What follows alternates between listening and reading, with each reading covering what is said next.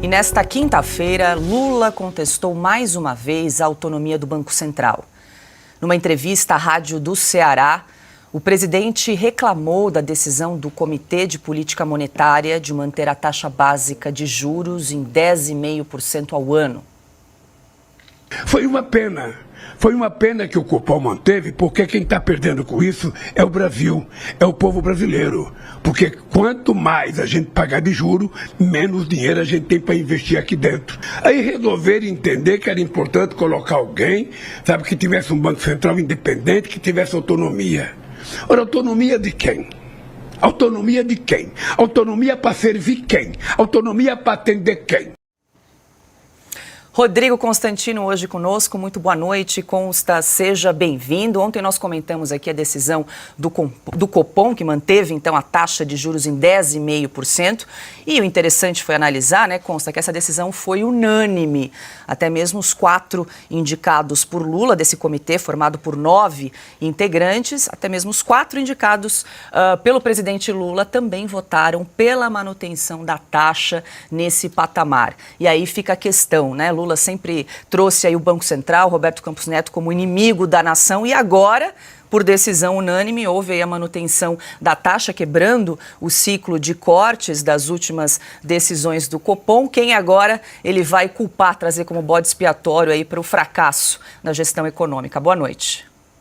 Boa noite, Paula. Deveria culpar alguém diante de um espelho, né? A unanimidade expôs a farsa do seu discurso. Boa noite, mestre Augusto, Pioto, meu amigo Silvio, toda a nossa qualificada e enorme audiência nessa quinta-feira. Veja, o presidente perguntava, né, autonomia para atender a quem? Eu respondo, para atender a todos os brasileiros que precisam ter o poder de compra da sua moeda preservado. Isso é tão antigo, Paula, tão antigo, sempre que governantes tiveram o poder de se imiscuir em assuntos monetários para, de alguma forma, desmonetizar a moeda, gerar inflação de forma artificial, produzindo bonanças insustentáveis, né? Eles abusaram desse poder, eles abusaram dessa prerrogativa. Por isso que os países desenvolvidos, todos, sem exceção, encontraram mecanismos para frear esse ímpeto populista. E um dos modelos encontrados foi exatamente o de um Banco Central independente, com autonomia operacional e uma meta de inflação, que é o Congresso quem define, via de regra, para eles perseguirem essa meta de forma técnica.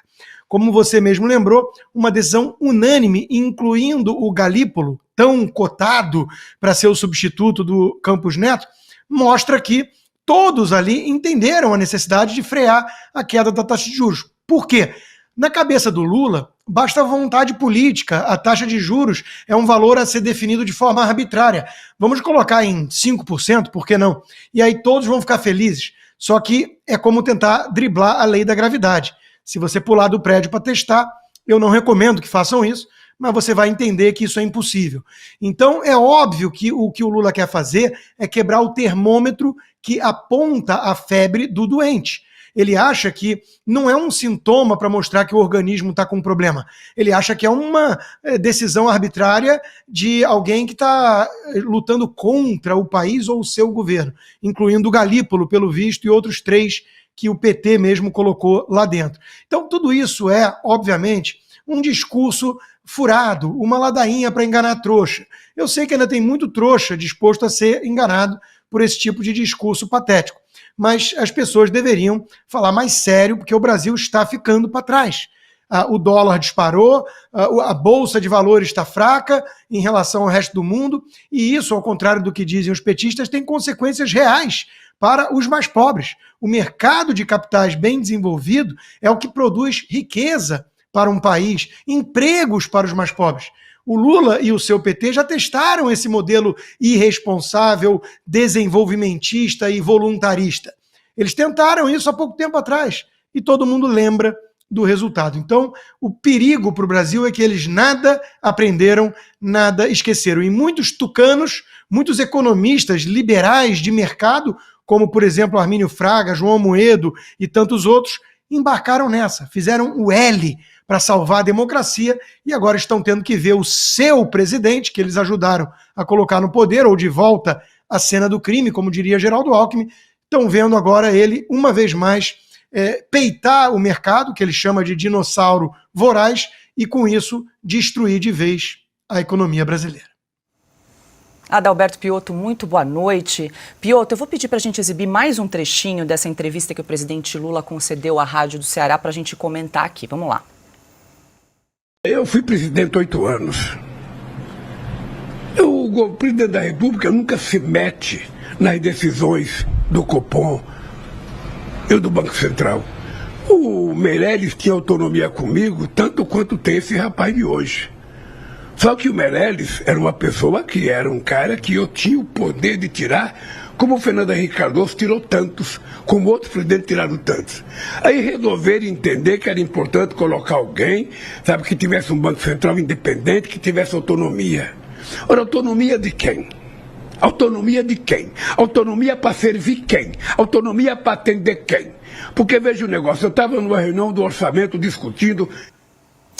Piotto, de novo, né, o presidente Lula se refere a Roberto Campos Neto como aquele rapaz. E uma outra questão que chama a atenção aí nesse trecho que nós selecionamos, né, Piotto, ele disse que o presidente nunca se mete nas decisões do Copom, e aí ele lembra do Henrique Meirelles, que foi presidente do Banco Central, mas ele disse que ele poderia tirar o Henrique Meirelles quando ele quisesse. Quer dizer, não se mete, mas tinha autonomia para poder tirar o presidente do Banco Central quando lhe conviesse. Agora as regras mudaram, felizmente, né, Piotto? Paula, eu suspeito que o Lula não ouve o que ele fala. Ou ele não entende nem o que ele mesmo fala. Porque se ele parar para pensar no que ele fala, ele vai perceber que não faz sentido.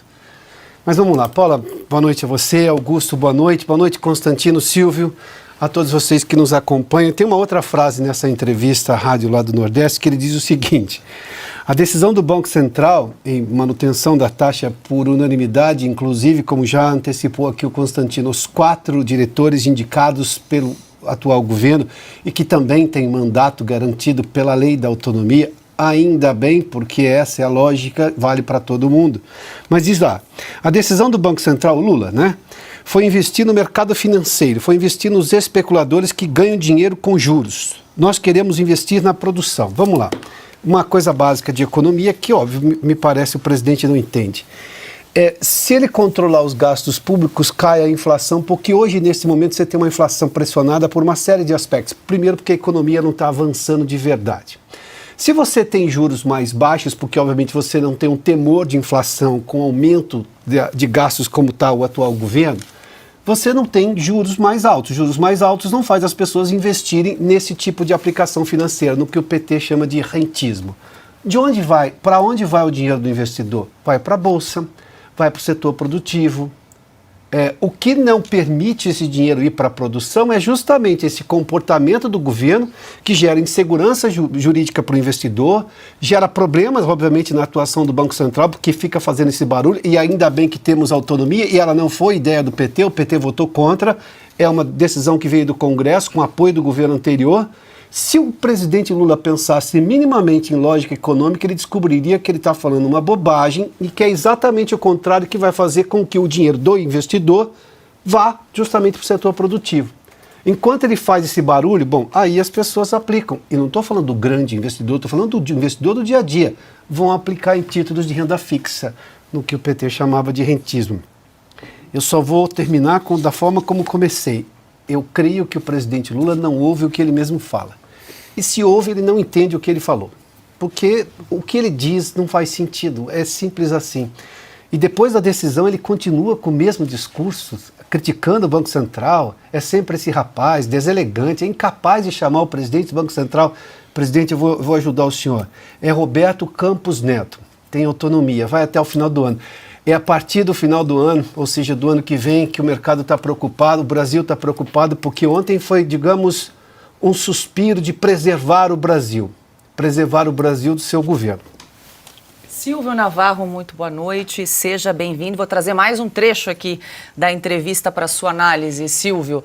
O presidente garantiu que fará uma campanha para os aliados nas eleições municipais deste ano.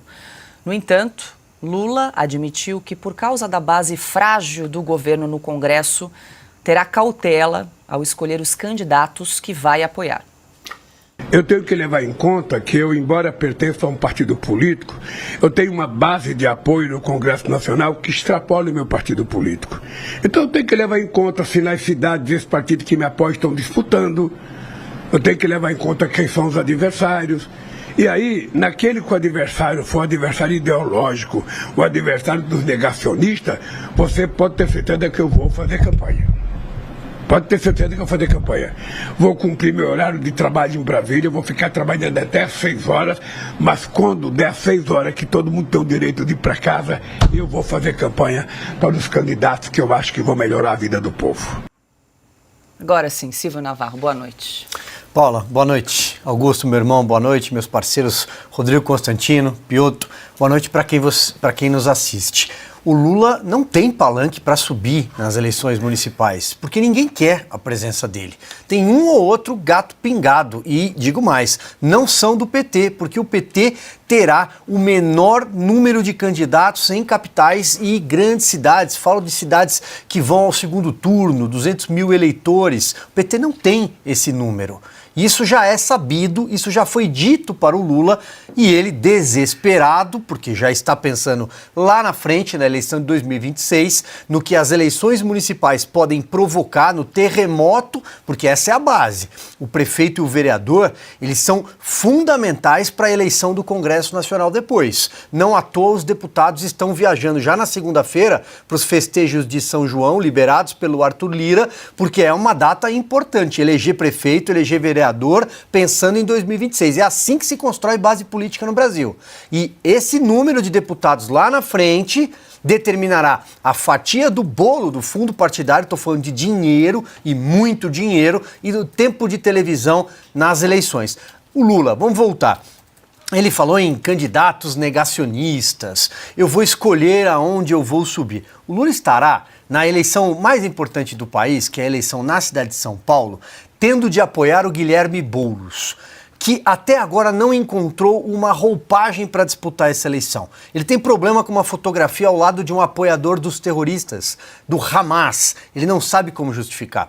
Ele tem na garupa uma vice pesada para carregar, Marta Suplicy, que voltou ao PT depois de ter saído do partido pelas portas dos fundos, porque, segundo ela, o PT tinha métodos pouco republicanos. Era um tempo de mensalão, de petrolão. Marta Suplicy terá de explicar, e aí eu não sei como vai funcionar esse diálogo com o Lula, por que ela chamou o atual ministro da Fazenda no passado de o pior prefeito que a cidade de São Paulo já teve. Eu concordo com ela, eu também acho que o Fernando Haddad foi o pior prefeito de São Paulo desde a redemocratização do país. Mas ela tem uma questão, e o Lula tem uma questão. Ele vai ao Rio de Janeiro, ele vai apoiar o Eduardo Paes, que está bem longe do PT. Quais são os candidatos dele no Centro-Oeste, nas fronteiras do agro? Quais são os candidatos dele no sul do Brasil? Não tem. Não tem. Pelo contrário, ele tem de explicar o governo dele e por isso que ninguém quer. Ao contrário do seu antecessor, Jair Bolsonaro, que será o maior cabo eleitoral dessas eleições. Sobre a parte econômica, eu acho que o Rodrigo e o Piotr já explanaram muito bem. O Campos Neto é o bode expiatório da vez, mas vamos aguardar, porque o mandato do Campos Neto, que é um dos responsáveis pela saúde financeira do país, vai acabar. E talvez venha por aí um Guido Mantega, um Aloysio Mercadante, sempre pode ser pior. Augusto Nunes, muito boa noite, seja bem-vindo, até pegando o gancho do que disse o Silvio, né, Augusto, esses ataques aí feitos pelo presidente a Roberto Campos Neto acabaram aumentando aí as especulações sobre os cotados para substituir o atual presidente do Banco Central. Comentamos aqui ontem no programa, inclusive, Carlo Cauti fez menção ao ex-ministro da Fazenda, Guido Mantega, e também o atual presidente do BNDES, Aloysio Mercadante, entre os mais cogitados aí para o cargo. Até o final do ano, Lula deve decidir. Lembrando que Guido Mantega foi alvo da Lava Jato e Aloysio Mercadante chegou, então, a ser acusado de tentar obstruir a Operação Lava Jato. Boa noite, Augusto. Boa noite, Paulo. Por que ele não escolheu os dois para o Ministério da Fazenda, já que o Haddad confessou que não entende nada de economia? Começa por aí. Boa noite, Paula. Boa noite, meu irmão Silvio, meu amigo Piotr. Costa, bem-vindo, sempre. Boa noite a você que nos acompanha. A Paula foi generosa, né? Os mais cotados, cogitados, são 2 ameaças. Esses aí que ele está querendo para o Banco Central. Agora, veja bem, também não vamos chamar de entrevistas, por isso que eu perguntei, o que não passa de uma discurseira, é um palavrório, que não há perguntas. O entrevistador, se é uma entrevista, tem que perguntar, mas peraí, você indicou 4 e os 4 votaram. O senhor vai tirar? Pretende tirar? Eles estão errados, eles não atendem a sua liderança? Começa por aí. Mas eu não tenho essa esperança e ainda no jornalismo brasileiro, sobretudo nos lugares ainda mais dependentes de verbas federais. Bom, o Lula não entende nada de economia, 0. E não sabe o que é taxa de juros, para que serve. Ele se mete nisso porque se mete em tudo. Ele quis sim, como eu disse aqui na quarta-feira, trocar o Meirelles. Ele queria tirar o Henrique Meirelles e botar no lugar o Luiz Gonzaga Beluso, que era parecido com o Lula, quanto ao entendimento aí da economia. Por sorte, uma crise fez com que ele preservasse o Meirelles e o Lula se salvou por isso. No primeiro mandato, a única coisa inteligente que fez o Lula, ou alguém sugeriu a ele, certamente alguém sugeriu, foi manter a política econômica do Fernando Henrique, foi seguir o que determinava o Plano Real e colocou como presidente do Banco Central um Henrique Meirelles que tinha acabado de se eleger deputado federal pelo PSDB. Foi nessa eleição. Portanto, ele pegou alguém do governo, poderia estar no governo Fernando Henrique, pôs no dele. Ao passarem por Paris, Fernando Henrique estava lá 4 meses depois da posse. O Lula, que cinicamente tinha dito ao Fernando Henrique, na transmissão de cargo, olha, aqui você vai ter sempre um amigo. Ele e o Palocci agradeceram ao Fernando Henrique pelo país recebido, economicamente estável e tal. Mais alguns meses e começou a ladainha da herança maldita. Sim. Agora a culpa é do Roberto Campos Neto. Né? É esse, e ele vai substituir por esses 2 gênios da raça que nós vimos aí. Pois bem, é a turma voltando para o local do crime. O primeiro a chegar é o chefe. Vem os outros, esses ainda, o Mercadante já está lá. O segundo candidato é o Manteiga. Tentou, não deu, entrar pelos fundos. E agora isso pode acontecer. É o que se pode esperar da cabeça do Lula. Um cara que não sabe escrever e nunca leu um livro, não vai entender nada de economia. Agora, governar é escolher. Ele deve escolher alguém que entende. Não, ele põe o Haddad e agora dá palpite no Banco Central com autoridade que não tem sequer para brincar de banco imobiliário. Aquele brinquedo que a gente tinha na infância. Não consegue nem isso. Agora, não se preocupe com a campanha, presidente. Todos os adversários do PT fazem questão de dizer o nome do candidato que o senhor apoia. É a melhor técnica de campanha. Nas cidades menores, veja Itaquaritinga, o PT vai aparecer com a letra escondidinha, assim, lá ninguém usa vermelho, nessa cidade, eles não querem ser identificados. E se eu não aparecer, eles vão achar um favor. Ao contrário do que ocorre, como bem lembrou o Silvio, com o Bolsonaro. E quando não querem um presidente da República numa cidade, a coisa está feia. Mas não tem candidato em São Paulo, né?